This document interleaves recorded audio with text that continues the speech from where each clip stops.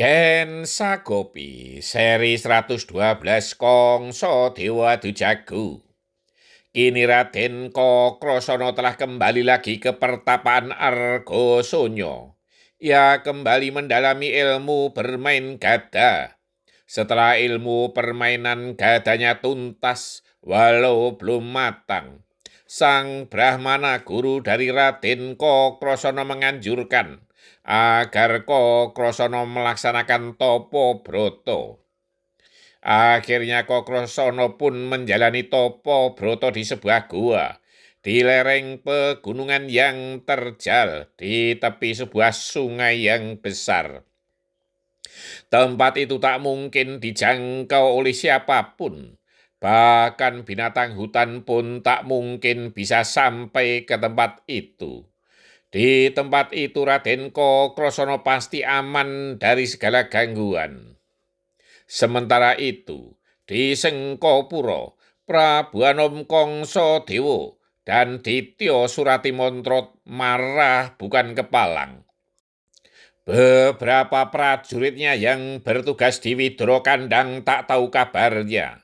Bahkan sepasukan prajurit yang dahulu dikirim untuk menculik Kokrasana dan Narayana pun sampai sekarang belum ada kabar beritanya.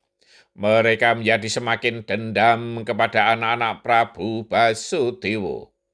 Namun kabar tentang kecantikan dua gadis, anak dari Ken Sagopi begitu menggelitik hatinya. Ia kemudian mengirim lagi prajurit-prajurit pilihannya untuk menculik kedua gadis itu, terutama si gadis hitam manis yang matanya berbinar, Roro Ireng. Prabu Anom Kongsodewa pun geram ketika mengetahui bahwa Raden Ugrasena telah diangkat menjadi Prabu Anom Lesanpura, sebuah negeri di bawah kuasa kerajaan Mandura. Prajurit-prajurit Lesanpura terkenal tangguh. Jika mereka bergabung dengan prajurit Mandura dan ditambah dengan prajurit Kumbina di bawah perintah Prabu Anom Bismaka, tentu merupakan kekuatan yang sulit untuk ditaklukkan. Hangir Prabu, aku mempunyai usul. Jika kita menggempur Mandura mesti terlalu berat. Bagaimana jika mereka kita pancing dengan suatu siasat? Ditya Suratimantra menyela. Apa yang paman kehendaki? Pertanyaan Kongso Dewa. Sekali tepuk dua lalat, jawab Ditya Suratimantra memberi perumpamaan. Jelasnya bagaimana paman? Kita bisa merebut tahta dan sekaligus membunuh Kokrasana dan Narayana sambil bersenang-senang, jawab Ditya Suratimantra. Aku semakin bingung, paman, jelaskan. Kita usul kepada Prabu Basudewa bahwa Anggir Kongso akan mengadakan keramaian di alun-alun Mandura dengan alasan agar Mandura semakin muncer, terkenal. Berbagai macam pertunjukan diadakan di alun-alun itu. Nanti pasti orang-orang akan berduyun-duyun datang ke alun-alun. Selanjutnya, pertanyaan Kongso Dewa yang semakin bingung. Puncaknya kita adakan adu jago, jawab Ditya Suratimantra.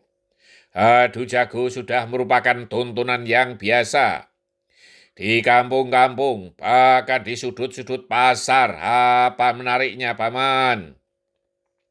Kongso Dewa semakin tidak mengerti maksud dari Ditya Suratimantra. Yang diadu bukan lagi ayam jago, tetapi manusia, jawab Ditya Suratimantra.